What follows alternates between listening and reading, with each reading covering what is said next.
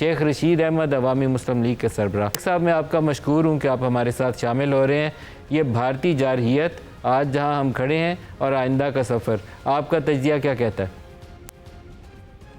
देखिए, हमने भारत के 5 से ज्यादा जहाज गिराए हैं और SC-400 के जैम होने के बाद और उनके आर्मोज के मिसाइल के बाद और उड़ी के सेक्टर के बाद उनमें इतना दमखम नहीं था। लेकिन अभी ये लड़ाई खत्म नहीं हुई मलिक साहब।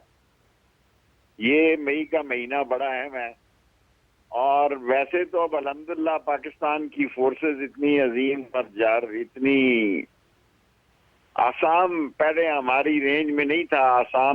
आसाम से हम फासले पे थे, लेकिन अब पाकिस्तान का आसाम का आखिरी कोना भी इंडिया का पाकिस्तान की रेंज में है।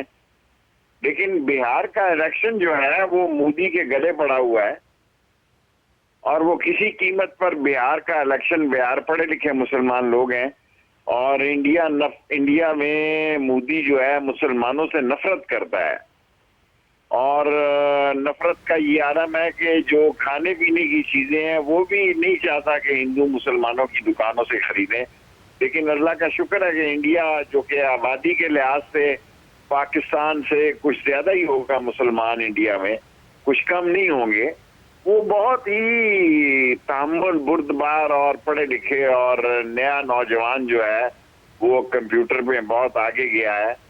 तो मैं समझता हूँ कि लड़ाई में सीज फायर जरूर हुआ है और किया गया इस खौफ से कि कहीं बहुत सारा बड़ा नुकसान ना हो। पाकिस्तान कभी बड़ा बम इस्तेमाल नहीं कर सकता क्योंकि इंडिया में बहुत सारे मुसलमान हैं और पाकिस्तान की आर्टिलरी बड़ी मॉडर्न आर्टिलरी है और उसमें हमने बड़ी तरक्की की है। शेख साहब सीज फायर तो हो गई है, आपने कहा कि सीज फायर तो हो गई है, लेकिन जंग अभी टली नहीं। इंडस वाटर ट्रीटी वो अभी दरमियान में है, पानी का मसला दरमियान में है, सबसे बड़ी जंग तो अभी वहां खड़ी है।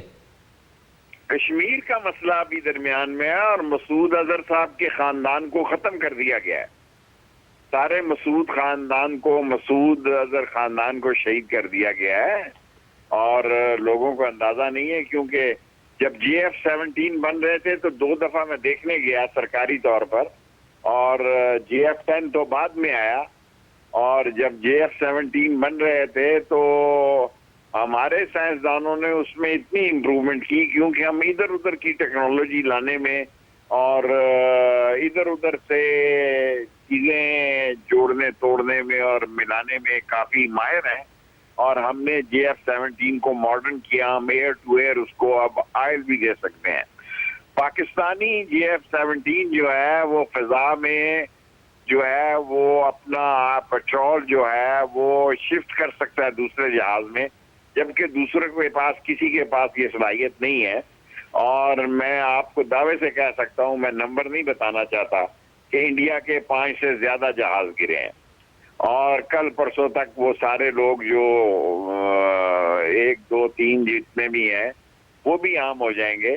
लेकिन एक बात बड़ी वाजे कर देना चाहता हूं कि जंग जो है वो एयरफोर्स ने दिल से लड़ी है और एयरफोर्स हमेशा की तरह, आज MM आलम मौजूद नहीं है, आज डॉक्टर कदीर मौजूद नहीं है, मेरे भाई थे और मेरा और उनका कमरा साथ साथ था और वो हमने उनको वो मुकाम नहीं दिया डॉक्टर कदीर को जो देना चाहिए था और हमने उनकी सलाहियतों ने जिस तरह पाकिस्तान को महफूज बनाया वो एक तारीखी काम है। लेकिन एक बात मैं आपको यकीन से कहना चाहता हूं कि मोदी जो है वो बाज नहीं आएगा। ये 17 दिन अहम है और बिहार के इलेक्शन से पहले वो पंगा लेगा। हमें क्या करना चाहिए शेख रशीद साहब?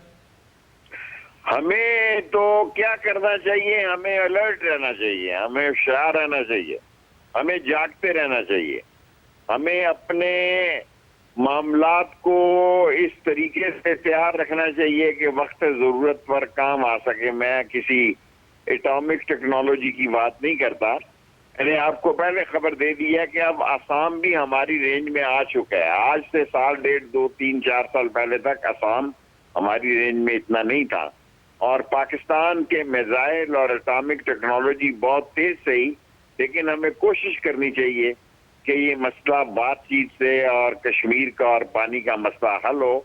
और कश्मीर में भी आप देखें तकरीबन लोगों की सोचें, आराम बाग देखें, लाल चौक देखें, ये जो मैं मफलर लाल पहनता हूँ ये यासीन ने मुझे लाल चौक श्रीनगर से लेकर दिया, और अब्बा का जैनदार मोहल्ला, ये तकरीबन मरने और मारने के लिए तैयार लोग बैठे हुए हैं।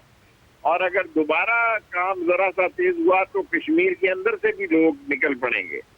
और ये पहलगाम का जो इन्होंने ड्रामा रचाया, सोच समझ के या जैसे भी रचाया, उनको अंदाजा नहीं है कि कश्मीर के अंदर शहीद होने वाले और लड़ने वाले लोगों की एक बड़ी तादाद मौजूद है।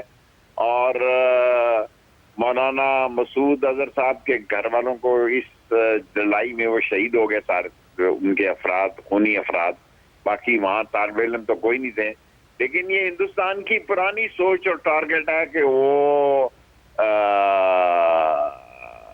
भावलपुर में और यहाँ पे क्या नाम है, मुरीद के में मरीद के में सईद साहब के उस मदरसे में, ये उनका पुराना निशाना है। ये 10-15 साल से उनके ज़हन में है भावलपुर, मरीद के और बावल नगर ये और श्रीनगर के निचले इलाके की मस्जिद जो है, और रावला कोट का इलाका और डीपा का इलाका, ये उनके ज़हन में है।